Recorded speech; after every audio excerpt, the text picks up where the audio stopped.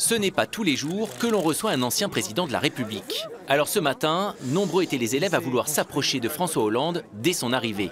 Une venue qui a été décidée il y a quelques jours seulement, suite à l'invitation d'un professeur en charge de l'atelier Sciences politiques. On a une collègue qui nous a envoyé une vidéo qu'il a mise sur les réseaux sociaux dans laquelle il expliquait qu'il était disposé à venir à la rencontre des lycéens. Donc on a envoyé un mail et on a eu une réponse automatique. Et puis après, on a été recontacté par ses services très récemment pour nous proposer sa venue aujourd'hui.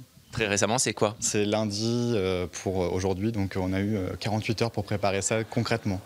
Si François Hollande a accepté l'invitation, c'est pour parler de l'Europe et faire part de son expérience. Durant 1h30, il a répondu aux questions des lycéens sur le Brexit, la montée des nationalismes, les migrants et bien sûr les élections européennes.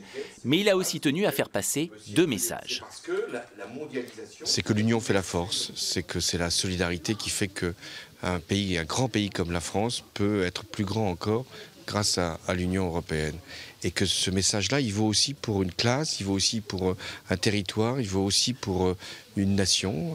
Il faut être ensemble, il faut faire bloc. J'en ai délivré aussi un autre, c'est que la jeunesse est la force principale.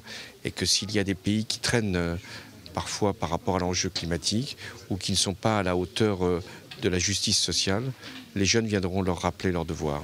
Et les élèves présents ont trouvé la conférence particulièrement intéressante, tant sur les questions européennes que sur le parcours du président. Il y a encore beaucoup de conflits et de problèmes au sein de l'Union européenne qui vont être très compliqués à régler, qui même ne peuvent pas forcément être réglés.